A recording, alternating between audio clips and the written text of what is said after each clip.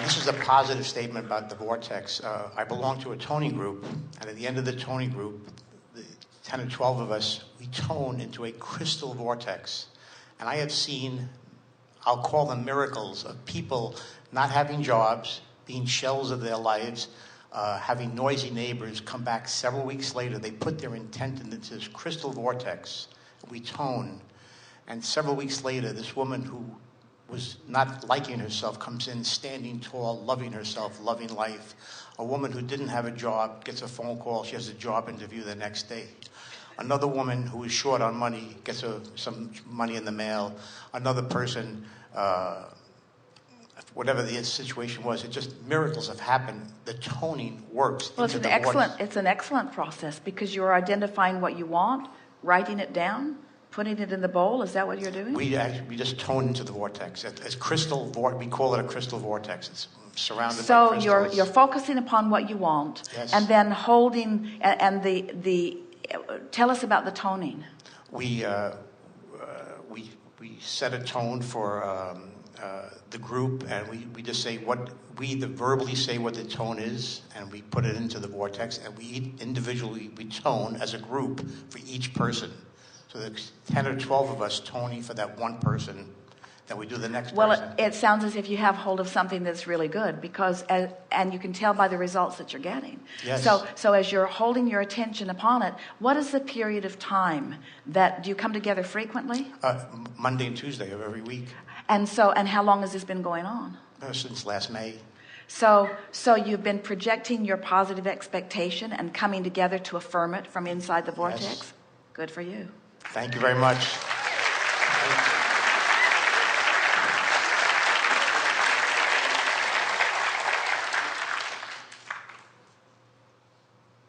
Further forward, stand if you think it's you. You are the one. Wait. You are the one. Keep coming. Hello.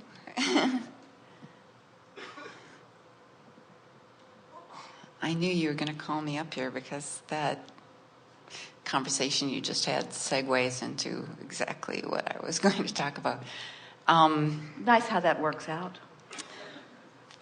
February 8th is the date on this. This was an email that I got from you, from the daily quotes. I'm sorry, I feel like I'm really loud. And this email propelled me into a completely different paradigm of my belief of how we exist and everything that you just said, which was related to dreams and how dreams are so real to us. When we're in our dreams, we come into our dreams sometimes with an entire backstory, and we have relationships with people, and they're deep relationships. They mean so much, and for me, many times I wake up and I forget my dreams if I haven't written them down. And then I realize, or if I do remember it, I realize how in depth it was and what a good indicator it is of your vibrational point of attraction. Right. Because your dream, like your what you call real life reality, is also your creation. So what you're thinking and feeling and living is always a match, and what you're thinking and feeling and dreaming is always a match. Right. Nice to know.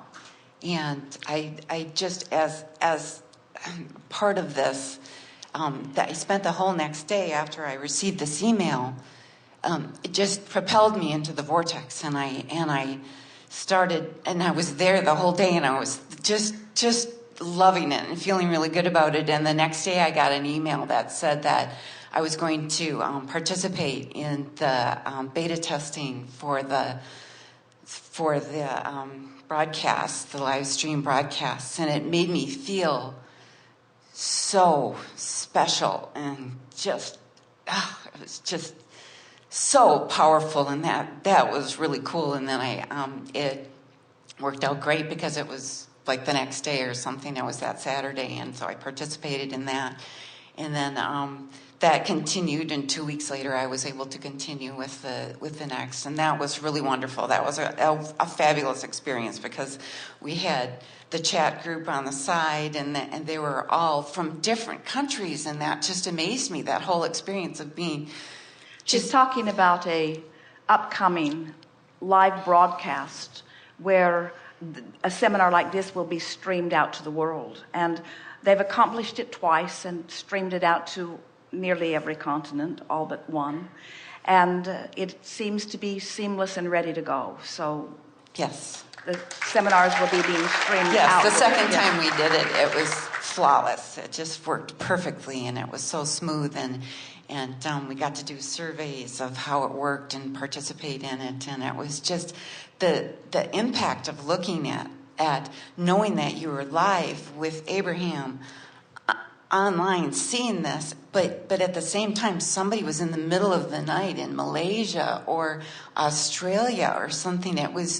It just gripped me, and as Jerry was talking with us about it, he wondered about this global broadcast, because it is uncertain who will be interested or how many will want to play the game. And Jerry was focused upon the moral of his story, always relative to these seminars, is the comfort and well-being of the participants. And so his first question was, well, how will someone out there in Cyberland participate?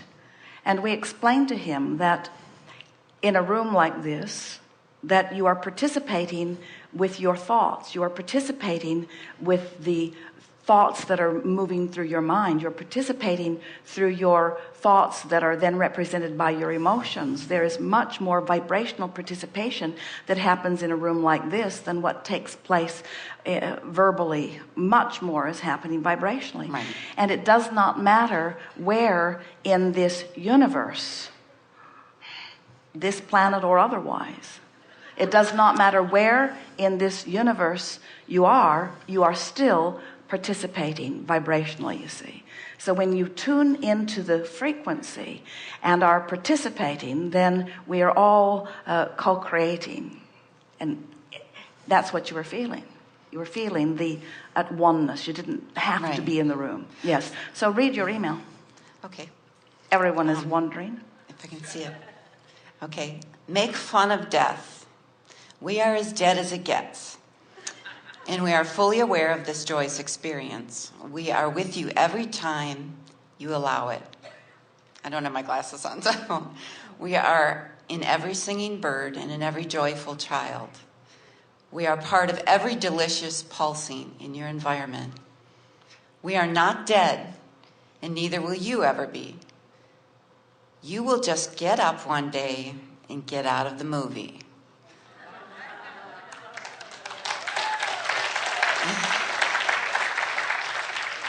And to me, in all the things that I experience in my life, with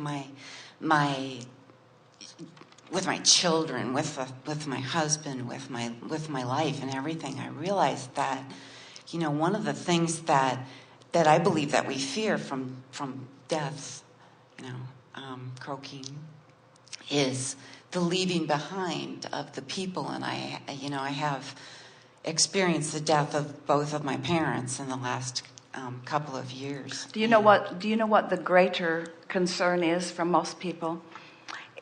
Of course, that's part of it, but it's the losing track of who you are.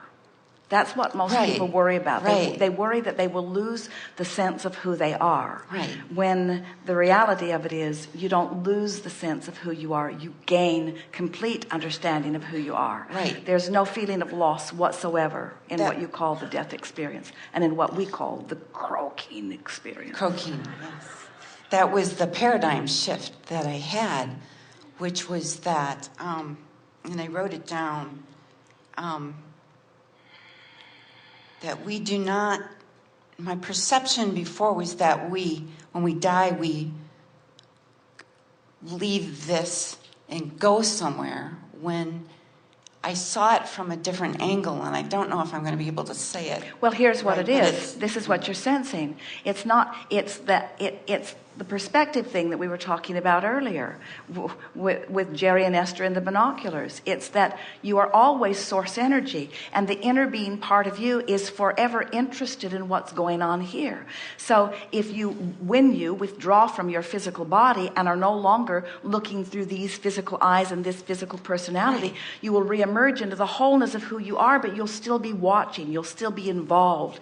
That's the reason that the global broadcast was so interesting to you and such an important part of this conversation. You don't have to be in the room in order to be part of the creation of what's going on, and you are eternally part of this creation. The only difference worth even mentioning between you as you've reemerged and are in the fullness of who you are and you who is in a physical body is that in your physical body you may from time to time pinch yourself off from the wholeness, from the bigness, from the good feelingness, from the love, from the worthiness, from the joyousness of this co-creative experience. That's the only difference. Right. You see, and we promise you're not going to miss those Henri moments, you see. Right. And when you reemerge into the non-physical, even those people that you knew were Henri, you might have even been outside the vortex having Henri experiences with them, you will still know them, you will still reflect on them, you will still have influence with them, you will still be co-creating with them, but on an entirely, in other words, when you're in the vortex, it doesn't matter where anyone else is, you can still observe them joyously. And that is really what we wish for you while you are remaining in your physical bodies, that you could be so consistently in the vortex that those who aren't in don't bother you enough to bring you out. In other words, you don't get on a mission of saving them. You're just like your inner being, able to observe them in the step oneness of their moment and appreciate that for what it is. In the same way that when your little one is learning to walk and falls down, you don't say, "Get up, you little dummy." It doesn't upset you. On the airplane coming over, Jerry and Esther were in the front of the airplane in a big, lovely first-class cabin with many others, and there was a little boy who wanted to run free and was not allowed to quite a bit. And in every moment that he was not allowed to run free, he was protesting vociferously at the top of his screaming pitch. It was really an interesting thing, and most everyone on the airplane was just withdrawing into hatred. And Jerry and Esther had their earphones on, and Esther just turned the volume up on the meditation CD and listened to it and went right to sleep. And as they were getting off the plane, now the little boy is sound asleep in his mother's arms. And Esther said she better protect him because most everyone on this airplane is ready to pinch him to wake him up. But the reason that we're offering this is that from inside the vortex, even something that close and that unpleasant is not annoying. But there are many things that can drag you out of the vortex, and then from outside the vortex it feels like you need to do something about it. And the death experience is just such an in the vortex experience that there is no suffering that you witness from inside the vortex that takes you out, but instead an understanding of it for what it really is, you see. Suffering is a physical, and for the most part, a physical human experience.